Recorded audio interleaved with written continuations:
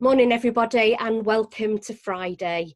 Today, I've got a story for you. Now, it's a lovely story. It's a story that I'm sure will touch your soul. It might also make your eyes water as well. So, if you'd like to get yourself nice and comfy wherever you are and listen in. This is the story of the taxi driver. A taxi driver wrote this. I arrived at the address and honked the horn. After waiting what seemed like forever, I honked again. This was going to be my last shift, and I thought about just driving off and finishing my shift and going home. But instead I parked up. I walked up to the door and I knocked. Just a minute, answered a frail and elderly voice.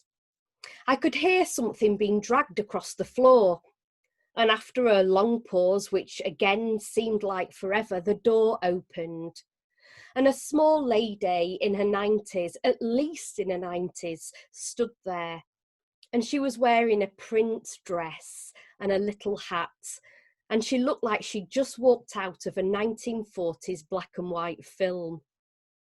By her side was a small nylon suitcase.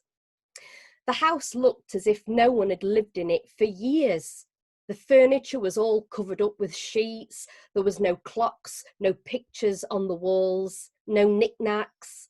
In the corner, I could see a big cardboard box, and it was filled with photos and glassware. Would you like me to carry your bag to the car? Yes, please, she said. And then she grabbed my arm and I walked her down towards the car while pulling her little suitcase. She kept thanking me again and again and again. And I kept saying, it's nothing, it's nothing. I just try and treat everybody the way I'd expect to be treated, and certainly the way I'd expect my own mum to be treated. And she squeezed my arm, smiled again, and she said, you're such a good boy. It made me feel really young. When we got to the taxi, she gave me an address and she asked that on the way there, could we do a detour? Could we travel round the town centre and various other places close by? It's not the shortest way, I said to her, and it'll be expensive. And she just smiled and she said, I don't mind. I'm in no hurry. I'm actually on my way to the hospice. I looked in the rear view mirror and her eyes were just glistening. She explained she didn't have any family, and she continued in a really, really soft voice.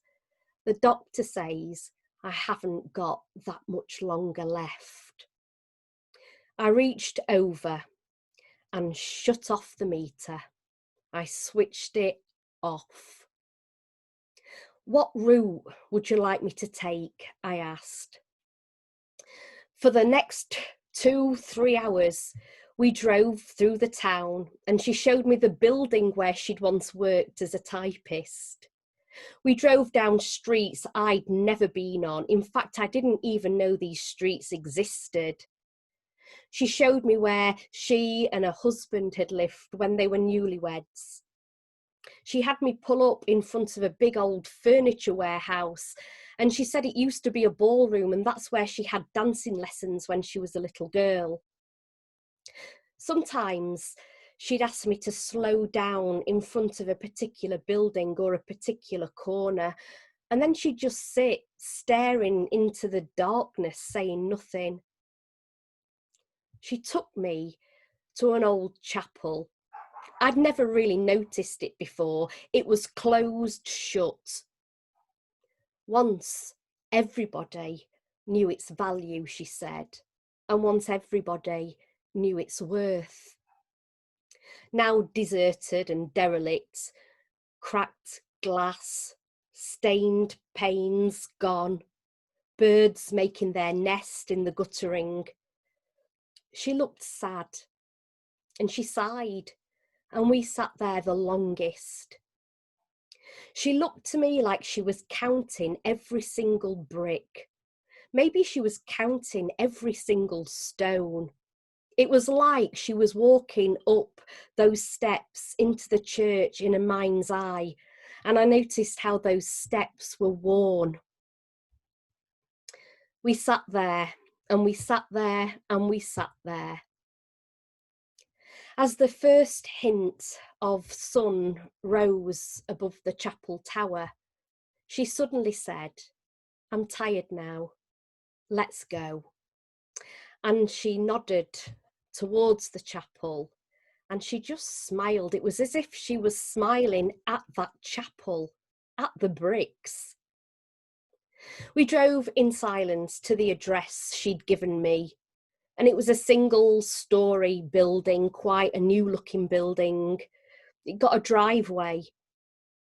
I parked up, and 2 nurses came out to the taxi. It was as if they'd been waiting for her.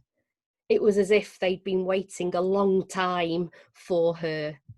I opened the boot, I took the small suitcase to the door, and the lady, she was already sat in a wheelchair. "How much do I owe you?" she said. And she started reaching down into a bag to find a purse. "Nothing," I said. "Oh, you've got to make a living," she said. "There are other passengers," I replied.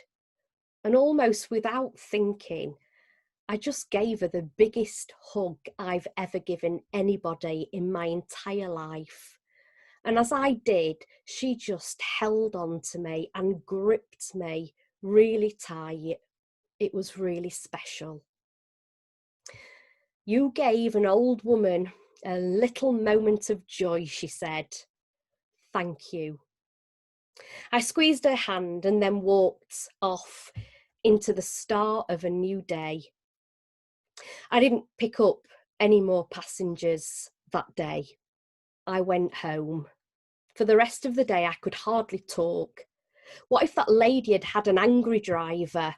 What if she'd had a driver who just wanted to go home, who'd not spoken to her, who maybe who'd been rude to her? What if she'd got somebody who'd been impatient or just desperate to end the shift? What if I had honked once and then just driven away? I don't think that I could have done anything more important in my whole life. We're conditioned to think that our lives revolve around great moments. But great moments often catch us unaware, beautifully unaware, and beautifully wrapped in what others may consider a small one. A few days later, I drove back to the chapel, and I looked at the bricks, and I looked at the cornerstones, and engraved on one of the stones, which was worn by years of rain, I could work out the words. "For God so loved the world that he gave his only Son, that whoever believes in him should not perish, but have eternal life." And underneath it said John 3, verse 16. I didn't know my scriptures. I didn't know much about chapel or church, but I do know why she smiled. Where we see bricks and decay, often you will see eternal life. So that is the tale of the taxi driver. I hope you're as moved by it as I was when I first read it, and even am now. It teaches us a lot, I think, doesn't it? So may you have a good day, and remember why that lady smiled. God bless, take care, and we'll speak soon.